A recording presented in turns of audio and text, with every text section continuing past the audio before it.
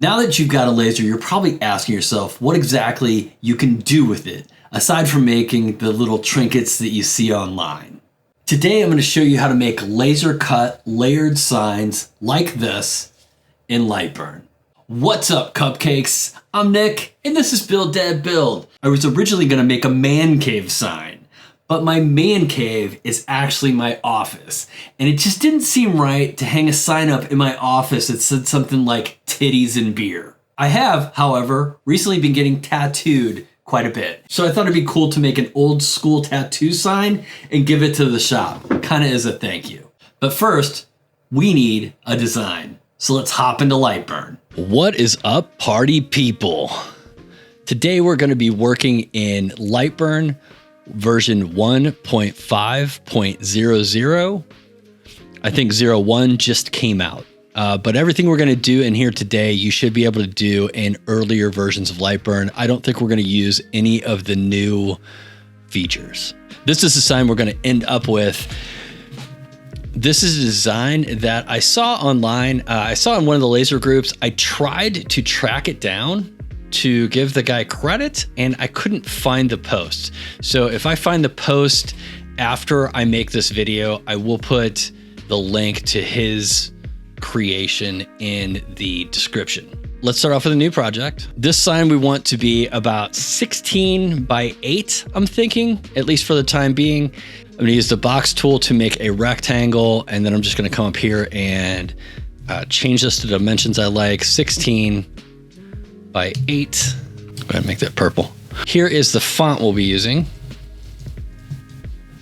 Oops, that is not the font we'll be using. Let's grab this like this. I'm gonna grab that like that. I'm gonna fill this for right now so we can see it. And I'm gonna make it a little bigger. Now we want our letters to go vertical. There's no native way to create vertical text in Lightburn. So what we're gonna do is I'm gonna show you two ways. I'll show you the two easiest ways. First way is to just hit enter after every letter and spell out what you want to spell out. The second way is to type the word out, grab your selection tool, right click, and we're going to come in here and we're going to go to edit text shape. Now we're going to do the same thing we did in the other example. We're going to go ahead and just put an enter in here after each letter, come in here. But now what we can do is we can adjust this vertically as well. So we can make a little bit more space if we want to. We can make less space if we want to. I think we're gonna stick right about there. Now this is obviously way too big for that. Let's go ahead and shrink it down, and we're gonna put this guy in here. Let's see, we want that to be centered.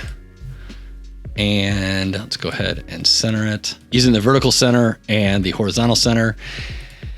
And this is kind of roughly what it's going to look like, but what I'm noticing is there's way too much space on either side of this. So let's grab this and let's go ahead and make it 6. And that should do for now. Actually, we're going to make this just a little bigger, I think. We may end up making that smaller later. Okay, so now we have an idea what this is going to look like. We're going to grab our text, we're going to bring it out here, and we're going to duplicate it to make our first layer underneath the text. So we're going to copy, paste, and then I'm going to switch this over to a line so you can see this a little bit better. And we're going to use our offset tool, which is right here. Click that guy, and what we want to do is we still want to have individual letters here. So we're going to take this down to like 0.2. So we still have a little bit of space in here. Let's see, we're going outward, rounding. We're going to delete the original objects. So we're going to delete the inside lines now. Hit OK. And then we're going to grab this and we're going to bring it over here just so you guys get an idea. And so that, oops, is what it's going to look like. That's our second layer around there. Let's come back out. Now, what I want to do is I'm actually going to hit paste again. So we have this guy. We're going to turn this guy to a line again. And this time we're going to use our offset again, but we're going to bump it up. And what we're looking to do now is we want all of these to be attached. So all of them to run into each other. So it's one big deal. And let's do that. We're gonna go ahead and hit OK on that. And then what I wanna do, we're going to ungroup just so I can get this little guy. See this little guy right here? We don't want that in there. Take that out. Just to give you guys an idea, if I make this pink so you can see it, I'm gonna bring it over here. We're gonna put it behind the other deals. Try to get this centered. There we go. And so now we have 3 layers here. We've got the red layer, we've got the purple layer, and we've got the pink layer. Now keep in mind, right now we're just using colors to give you a visual of what this is gonna be. Those colors are gonna change, and these are all gonna be cut lines, none of them are gonna be engraves. We're gonna take this whole thing, we're gonna bring this back in here. I'm gonna give it a little eyeballing, and it looks like it could probably be a little bigger. So let's make it a little bigger, come in here, and we'll go ahead and center it to the frame again, just to get an idea. And so far, we like what we're seeing. Let's grab this, pull this out. Oops, let's grab this, pull this out, and let's work on the frame real quick. I'm gonna grab this guy and let's round these edges a little bit. So let's use the radius tool here. I'm gonna click that. I'm totally fine with what it's already set at. You can change this up and down if you'd like. And then you just kind of come in and you click each corner. And as you can see, it rounds the edges. So what we're gonna do is we're gonna have another border that's inside here that sticks up. So this isn't just sitting there by itself, just to make it a little bit more aesthetically pleasing. We're gonna use our offset tool again, but this time we're gonna go inward. And so this time the line is gonna be inside. We don't wanna delete our original object this time because we wanna keep that frame. Let's go back to about 2.6. Actually, let's see. Let's go 2.6. We're gonna hit OK, and then we're gonna select this guy, and we're gonna do the same thing one more time, and you'll see why in a second. Let's see, 2.6, yep, okay. So now we have this frame in here, which if we come in here to pink, we can make it a line. So this is gonna be the frame around there. Let's go ahead and put these guys together. Okay, so let's grab this whole thing. I'm gonna bring it in here, and just to give you an idea of what the actual tattoo sign is gonna look like. So this is gonna be our final result. We're gonna have layer 1, layer 2, layer 3, and then layer 4 is gonna be this back piece. We'll have a raised edge around that's gonna be a second layer on top of that first one. Now let's make this workable. So now we wanna take each one of these and move these apart. So we're gonna grab all these and we're just gonna turn them into cuts. These are also going to be cuts. However, these cuts, and let's go ahead and group them just so we don't have to mess with them. These cuts can't be inside this piece, right? Because then it'll cut that border out and we don't want to do that. So we're going to bring this over here and let's get in here a little bit so we can space these out. We're going to be cutting these out of MDF. The piece of MDF that I'm using is 48 by 24, or actually after I get done cutting it down because it won't fit in the laser bed, it'll be 40 by 24. So it's the size of the laser bed. So I'm not gonna use a tool layer for this. I'm gonna grab this, bring it over here, as close as we can to that. We're gonna grab this, we're gonna bring it over here. And then I'm gonna grab this one, I'm gonna bring it here. And what we're gonna do is we're gonna cut this guy out of the center of this. And that's really for 2 reasons. So I wanna make sure to center this on this. We're gonna use this empty piece, like once we cut this out, we're gonna use that to align everything. So now what we wanna do is we wanna make some score lines so we know how to align everything up. Well, I'm gonna go ahead and copy this, paste it, and I'm gonna bring it over here. We're gonna align it up to this. So, dude. And then we're gonna grab this and we are gonna make this, I'd do orange. And that is gonna be a score line. So basically this score line is gonna appear on this piece that lets us know where to line this up. Now what we're gonna do is we're gonna grab this, copy, paste. We're gonna center that on this one. Center it inside there, and then we're gonna grab this, and we're gonna also make this a score line. So basically this score line is going to show us where to put these letters on this second layer. One more time, we're going to grab this one, copy, paste, grab this, bring it over here, line it up, grab this inside line, once again, change it to score. So we're going to be cutting the sign out of 1/4 inch MDF. So earlier today, I ran a speed and power grid and came up with these numbers. Now we're going to be using my 100 watt APLazer. So these would only apply if you're using 100 watt CO2.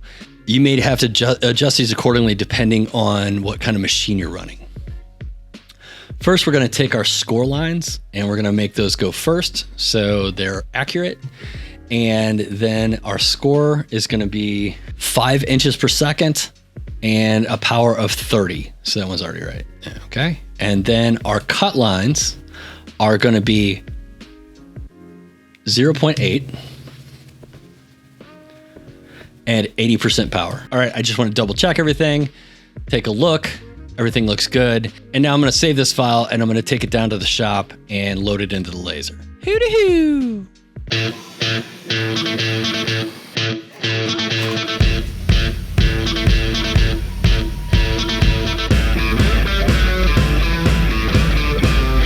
All right, let's send it.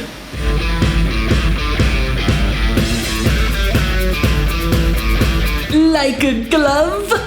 I don't even know what that means, but it cut out. It's the end of the day. I'm getting ready to go out to dinner with the fam. So we will prime, paint, and assemble this tomorrow. One of the big issues with MDF is that it just sucks up paint. So in order to combat that, we're gonna use a spray-on primer that's also a sealer. And hopefully this stuff will seal our MDF well enough that when we come back through with paint, we don't have to do a ton of coats. When I did the first layer of kills, I don't even know if you're gonna be able to see this. Like there is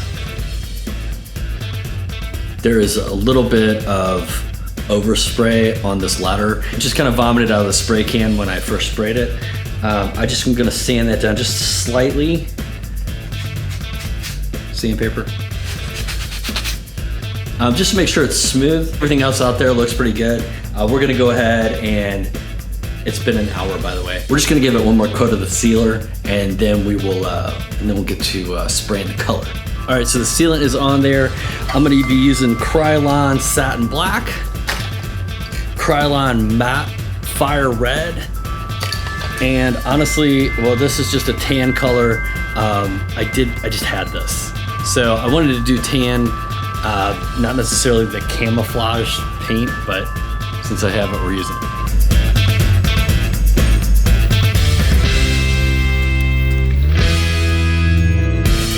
I was actually hoping that I could use this piece to center this piece on the frame, but what I'm realizing is I just have too many coats of paint on here and it's not sliding in.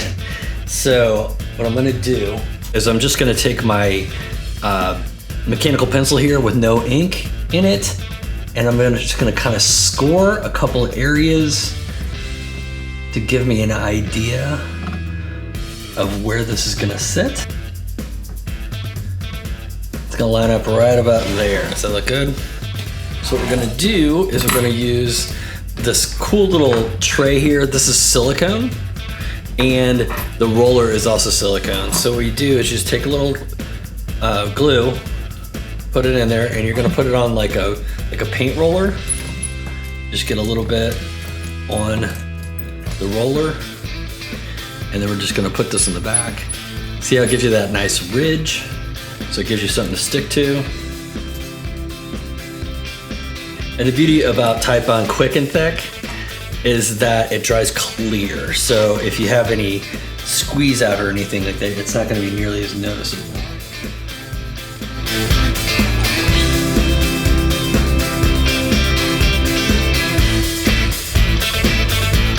Okay, for these next two layers, we're gonna use a combination of the Quick and Thick and a little CA glue, just so we can do two layers kind of at once without having to wait for it to dry in between. So we're just gonna go like this. that on there. And then I'm just gonna put a couple drops on here. And then we center. So I think it turned out pretty good. If I had to do it over again, I'd probably make it bigger. Luckily, since I have the file in Lightburn, I can just scale it up. And luckily, I have the APLazer with the 40-inch bed on it, so we could probably make this thing about 3 foot tall if we wanted to. So hopefully you guys learned something today. If you did, hit that like button and subscribe if you want to see more. Speaking of more, check out this video right here.